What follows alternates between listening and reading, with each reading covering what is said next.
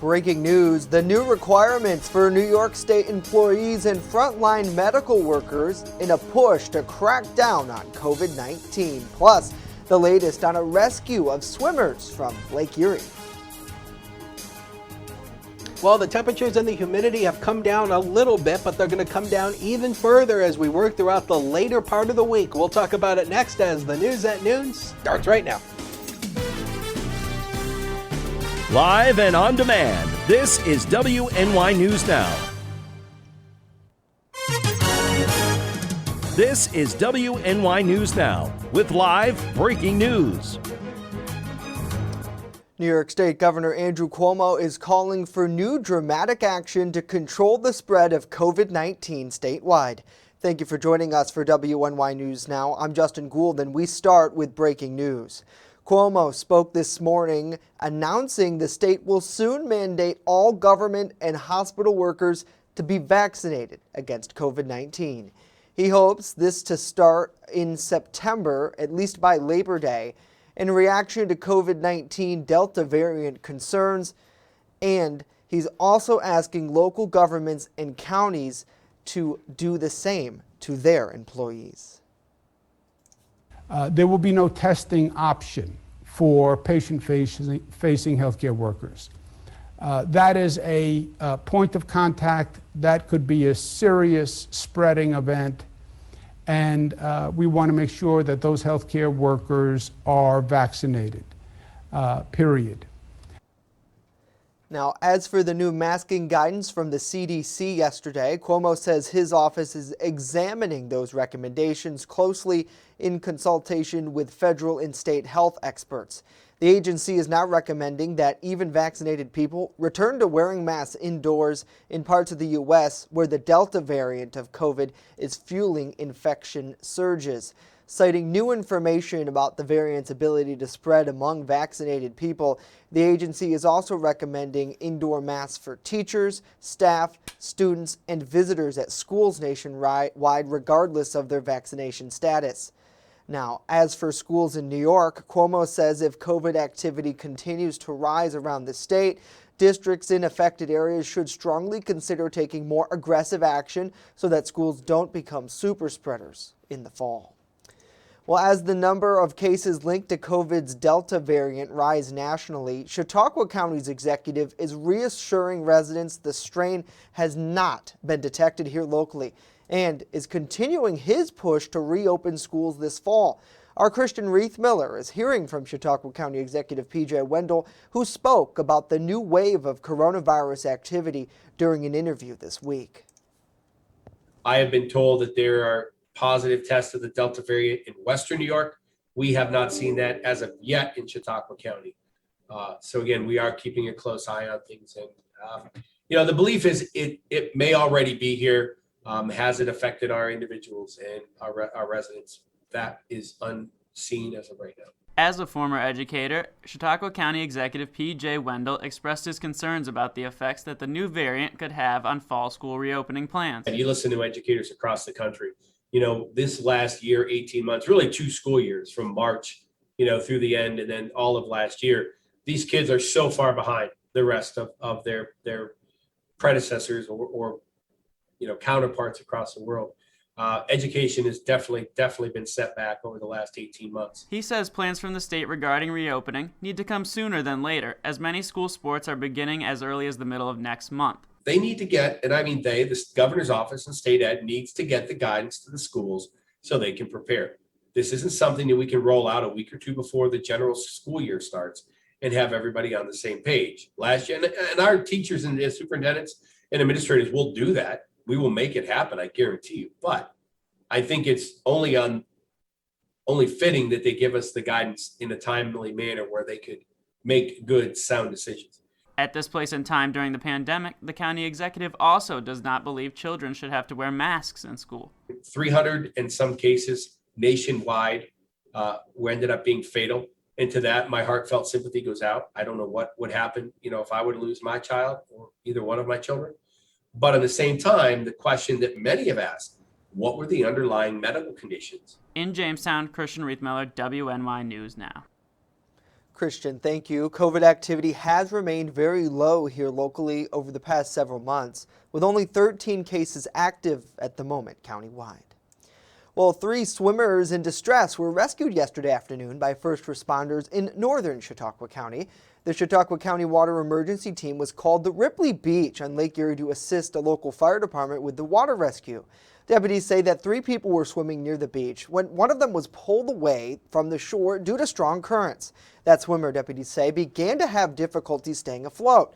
The 2 other swimmers then came to their aid. They were able to help them reach a nearby cliff face, but then were able to make it back to the beach together. Rescuers, with assistance from the Fuller Hose Company water rescue team out of northeast Pennsylvania, was able to pull 2 of the swimmers from their rocks. The 3rd swimmer, deputies say, was able to safely climb up the cliff to safety on his own. All 3 were evaluated at the scene by EMS and released. Well, a school resource officer will return to Jamestown High School this fall after the city's council reached a funding agreement with the city's school district earlier this week. According to the adopted resolution, Jamestown Public Schools will reimburse the city for nearly $110,000 in an effort to cover the 10 months of the cost for a police officer. The city, under the agreement, will cover more than $22,000 for the cost of the remaining 2 months that the officer will work at the Jamestown Police Department. Now, Mayor Eddie Sundquist, a former educator himself, explains the value of having an officer working within the school building there. School resource officers are really embedded in our high school and our schools, and it's a really incredible thing.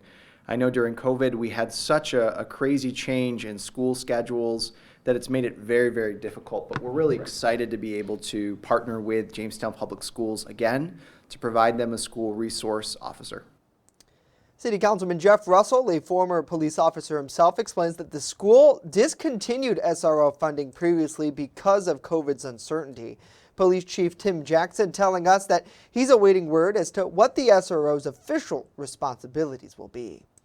Well, we thank you for joining us for WNY News Now. Let us know what you think about these stories and more in the comments section down below. We always love to hear from you. It's great to see Doug. Good to see Ed, Cindy. Good afternoon to you. Good afternoon to Missy, Jacob, Joanna, and William. Hopefully you all are having a great day out there. We appreciate you joining us here on the live stream, and for those of you who are watching us on demand as well.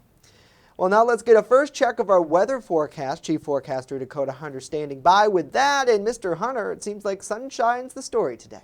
Yes, it is. Now, we've got those early clouds out there right now, but they're going to be going away for the afternoon hours. Live look over the Warren City Bank in downtown Warren shows you those puffy white clouds, 74, but the dew point still an issue at 64 degrees. It came down a little bit from where it was, but it's going to be going down even further as we go throughout the next couple of days. So, satellite and radar composite shows you just a few of those light showers that came through Erie County, Pennsylvania, and then moving into Warren County. Basically, the southern tier has stayed dry today, and it's going to stay that way throughout the day today. But the chance of rain will be going up here, about a 55% chance of rain in area. That's how we calculate rain chances for tomorrow. Just a scattered morning shower on Friday, dry Saturday, and then by the time we go into Sunday, we'll see more rain showers. But Sunday also starts August. So we're finally out of July, which we'll talk about the temperatures, and I think you'll be surprised where we're ending up right now for temperatures. We know where the rain is. We're not going to talk about that anymore. 81 over 61 was the high and low yesterday. 96 and 40 are the record highs and lows for today. So through the afternoon, those clouds break, leading to partly to mostly sunny skies for much of the area this afternoon. Cooler and slightly less humid, but there still will be a little bit of a stick in the air, 72 to 79 with a northeast wind. Now tomorrow, yeah, we get some rain showers, a few thunderstorms, but that also ushers in a big pattern change for the weekend. We'll talk about it with that 7-day forecast later in the show. Justin? All right, Dakota, we'll see you back here in 10 minutes. Thank you, sir. Well, Chautauqua County will be able to invest more in its development thanks to a new grant. Yesterday, the Chautauqua Region Economic Development Corporation accepted a 3-year, $1 million grant. Its largest financial commitment to date. Officials say the funding will allow the group to continue to invest in economic development across the region. The funding comes from the Ralph C. Wilson Foundation and requires the group to match the money dollar for dollar. Well, top Senate Democrats are once again calling on President Joe Biden to forgive student loan debt. but they continue to face opposition not only from Republicans, but also from the White House. Our Washington Bureau correspondent Matt Knadler with more.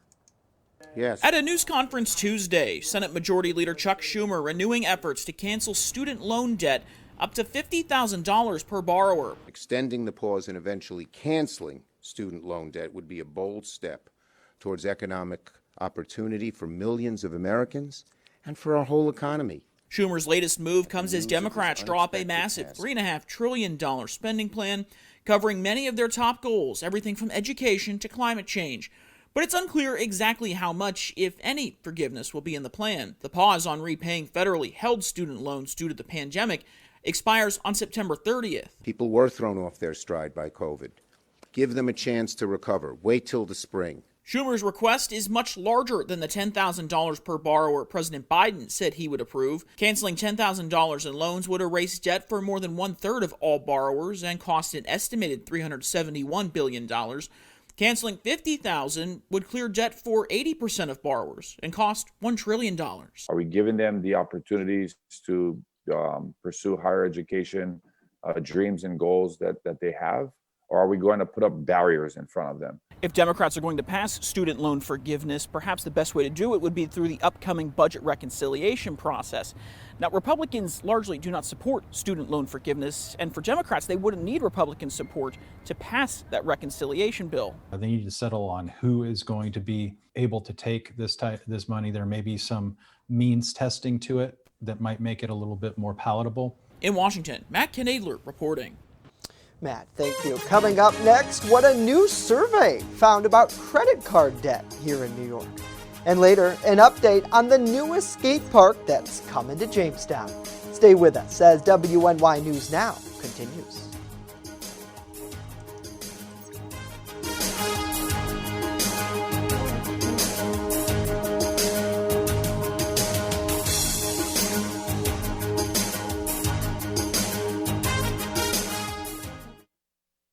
With coverage that matters. This is WNY News Now. Located along the Amish Trail, the Randolph Retail Company offers a variety of clothing, jewelry, and gifts for any occasion. Offering uptown merchandise at small-town prices, our locally owned business balances quality and value. With complimentary gift wrap here at the Randolph Retail Company, we pride ourselves in personal service. Check out our Facebook page or stop in today at 127 Main Street, Randolph, just a 20-minute drive from Jamestown. EagleZip.com is your local one-stop shop for all of your home and business computer needs. Located on Fluvan Avenue Extension, just outside of Jamestown, EagleZip.com sells and services all brands of desktops and laptops, as well as servers and network equipment for your business. All new computer sales include transferring your data from your old computer plus a 2-year warranty. Call EagleZip.com today. Stop by EagleZip.com today and let us make computers easy for you. Have the best summer ever with endless adventures at Girl Scout Summer Camp. Financial aid available, open to all girls. For more information, call or go to gswny.org. You're watching WNY News Now, where coverage comes first. Although spending habits can be hard to break, credit card debt in New York State is one of the lowest. A recent survey conducted by the personal website Wallet Hub determined the average credit card debt in each state. Specifically, the report details the cost and time required to repay the average credit card balance in each of the 50 states and the District of Columbia. The report concluded that South Dakota has the lowest credit card debt and Alaska the highest. New York was found to have the 5th lowest credit card debt in comparison to other states.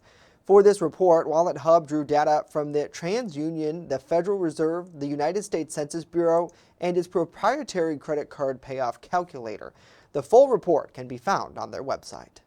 Well, the House Select Committee investigating the January 6th attack on the U.S. Capitol held its first hearing, featuring emotional testimony from 4 police officers recounting the trauma they endured while on duty defending the Capitol that day.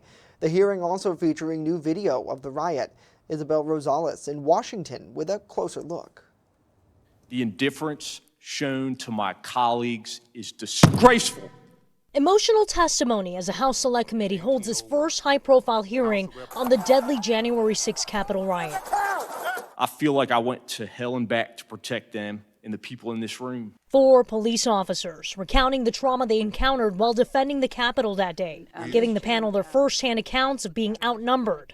Some said they were dragged into the crowd and attacked with their own gear and weapons. I could feel myself losing oxygen and recall thinking to myself, this is how I'm going to die. The mob of terrorists were coordinating their efforts now, shouting heave, ho, as they synchronized, pushing their weight forward, crushing me further against the metal door frame. The hearing also showing never-before-seen video showing the violent clashes between police and the sea of rioters who stormed the building in chaos. There was an attack carried out on January 6th, and a hitman sent them. I want you to get to the bottom of that. The bipartisan investigation facing criticism from some House Republicans over the committee's membership.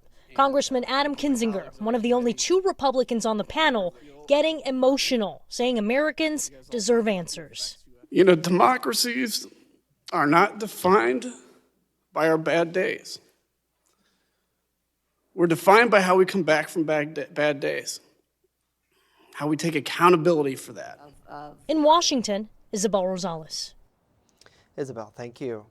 Well, world champion gymnast Simone Biles withdrew from the women's team gymnastics event yesterday, citing mental health concerns as she attempted to protect her body and mind. The 24-year-old withdrew after her disappointing vault, breaking down in tears, telling reporters then that she had to focus on her mental health and not jeopardize her health and well-being. Jordan Silas took her place in an uneven bars, while Biles took on the role of cheerleader from the sidelines. Team USA Gymnastics took home silver without Biles. Returning, the Russian Olympic Committee walked away in gold. Her former teammate, Ali Raisman, says she knows her well and says she's human too, and even the greatest athletes have good days and bad. I commend her for her bravery and speaking up and doing what was right for her and what she felt was right for the team. It's not easy, but you know, even the greatest athletes of all time, they're not perfect and they're human too. It remains unclear if she'll compete later in the individual events. The superstar gymnast brought home 4 gold medals in the 2016 Olympics. Team USA is planning to have a mental rest day today. Well, state officials met to discuss the high number of ticks to our neighbors to the south in Pennsylvania this week. The acting Pennsylvania Physician General says this year in particular, we are seeing increased numbers in Lyme disease reports across the state, and clinicians are reporting that they're seeing more cases of other tick-borne diseases too. The Wolf administration is reminding Pennsylvania residents and visitors of simple ways to reduce their chances of being bitten by ticks. Simply cover exposed skin with lightweight and light-colored clothing.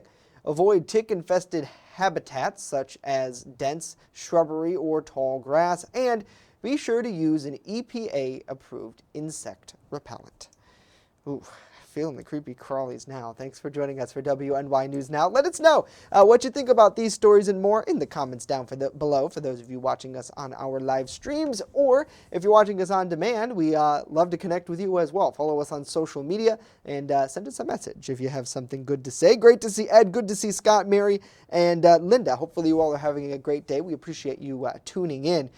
Ticks are never fun, but I think it's one of the things, tall tale signs, Dakota, that summer's underway. I know we hear about ticks and mosquitoes, and it's definitely something people are dealing with out there. Yeah, and I mean, you know, ticks is definitely one of those things I don't think, again, a lot of people really think about. But I mean, you know, one of the greatest examples I can have of if you're bitten by a tick and you get Lyme disease is Shania Twain.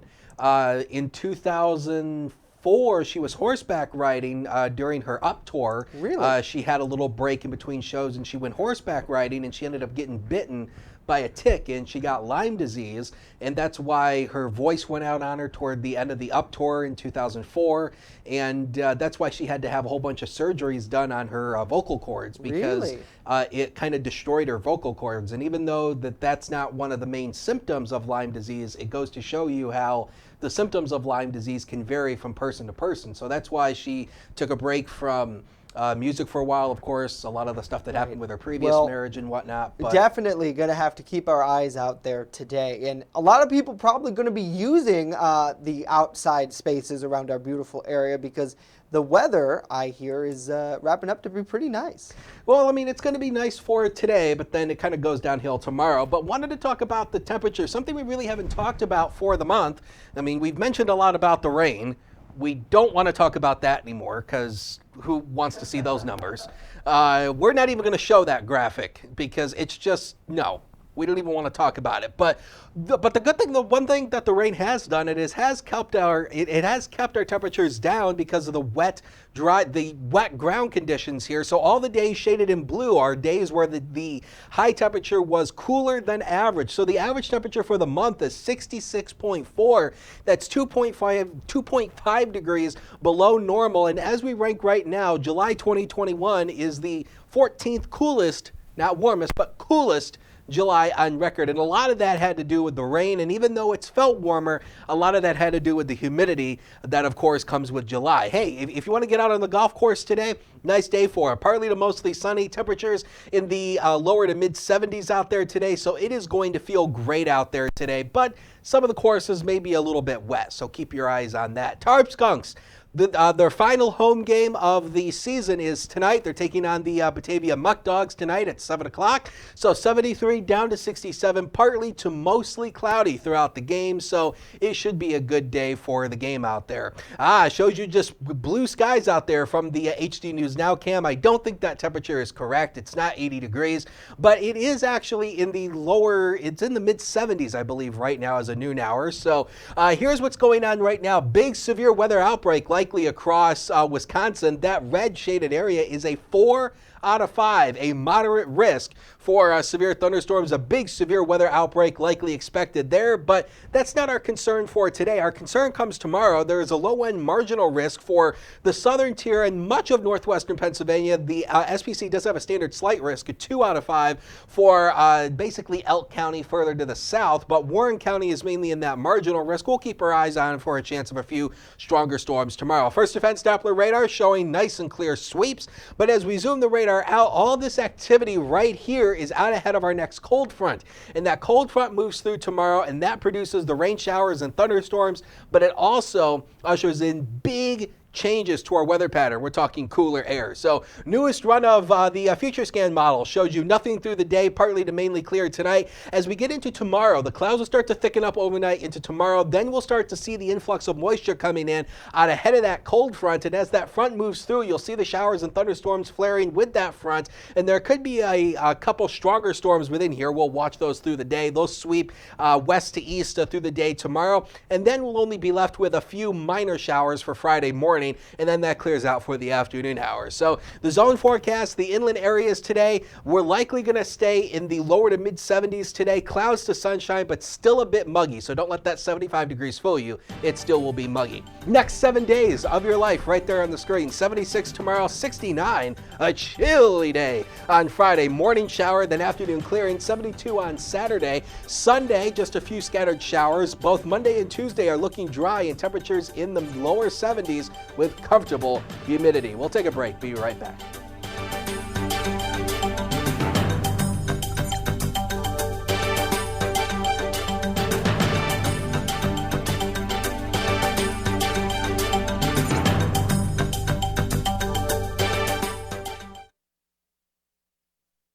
With coverage that matters. This is WNY News Now. I'm a survivor. I'm a survivor. I'm a survivor. Testicular cancer is the leading form of cancer in men aged 15 to 35. 1 in 250 men will be diagnosed with testicular cancer. But 98% will survive if detected early. As a survivor, I believe early detection is the key. Learn how to do a testicular self-exam and other important facts about testicular cancer at oneball4tc.com. It's not just what we say, it's what we do. Local first. It isn't just our slogan. It's our mindset every single day. So whether you're watching our daily live streams or staying up to date with reports on our website and mobile app, You'll always see the same attention to detail from reporters who passionately care about our community, who have one goal in mind: to always put the facts first.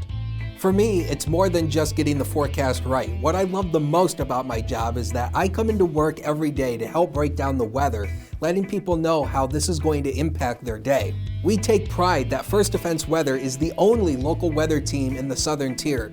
We don't just copy and paste our weather from outside sources. Every part of our forecast is handmade right here in-house, something our team really takes pride in. What matters to you matters to us. Every story, every day. WNY News Now, where coverage comes first. I don't think that many kids in my son's school even do it. He makes fun of his friend who vapes. He would never try it. She's into soccer. She's on the honor roll. She's just not the type. No way. No way. No way. No way, my kid would never vape. Get your head out of the cloud. Today, nearly 8,000 kids will start vaping, maybe even yours. Learn about the dangers at talkaboutvaping.org. You're watching WNY News Now, your source for breaking news. Construction of a new skate park in Jamestown is taking a big step forward. Leaders announced the project, originally scheduled to be built in phases, was awarded an additional $480,000 in funding, part of the Urban Development Action Grant. The funding now allows for complete construction to get underway. Consisting of 10,000 square feet, the Riverwalk Community Skate Park will be located along the Chattacoin River near the intersection of Fairmount Avenue and West 8th Street. Fundraising for funding began 3 years ago with a matching grant from the Skatepark project, supplementing grants from the city and other sources too. Trevor Staples, the Build to Play skate park manager who's with that skate park project, tells us that this build helps fill a pretty big void in the Jamestown area. Now that the Olympics have started this week, there's already more excitement about kids getting skateboards and municipalities building skate parks, and so this is going to be just even more successful than it would have been before. You know, Jamestown has a strong skate community, thanks to Pete Shira over there at Jamestown Skate Products. He was the local advocate who helped make this happen and worked with the city. The company, Grindline Skate Parks, is tasked with overseeing the build, which is slated to get underway next month. Work is expected to be finished by this fall with a grand opening next spring. Certainly pretty excited. And I know we talked about this, I think back in May, if I remember correctly, where they actually broke ground there. And originally they were going to take their time because they needed more funding to complete a second phase of the park. But now all work is full steam ahead, so it's really exciting.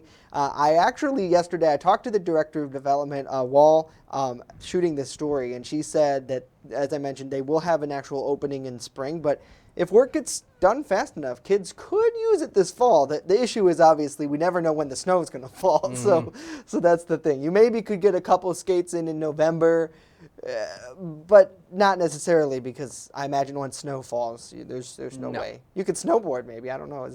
Well, I don't think it's made for that. No. But I mean, you know, I think I've mentioned before about how one of the things growing up, now I'm not a skater myself. I have no point of balance, so I can't skateboard. I would just fall flat on my face. Yeah. So, but I do know growing up, you know, there was a lot of kids who I went to school with who basically said, we need a skate park here. Right. Because, you know, I remember back when you used to be able to skate at the Fairmount Plaza, not the Fairmount Plaza, the Foote Avenue Plaza. And unfortunately, kids were doing it so much and interfered with businesses, and they ultimately banned skateboarding over there. But, you know, and I do remember from my childhood years back in the Stone Age that this is what a lot of my peers were talking about, is the fact that we needed a skate park here. Yeah. So that's great, and you see it. And one of the big things that too they talked about was this area is considered to be a skate park desert. I've never heard of that term before, but it's true. There aren't that many. I know there's you know, like you mentioned, Pete, down here downtown. You know, you see a lot of kids street skating, a couple other venues, but you know, unlike basketball courts, they're everywhere, where skate parking, maybe not so much. It's great to see Lonnie. Good to see Ed, Mary, and Travis. Thanks so much for joining us here on the live stream. If you're watching us on demand, we thank you so much for tuning in. That's going to do it for us today. Here's a live look over Randolph and Cat County. The news continues 24/7 at WNYNewsNow.com, and we're back tomorrow. Have a great day.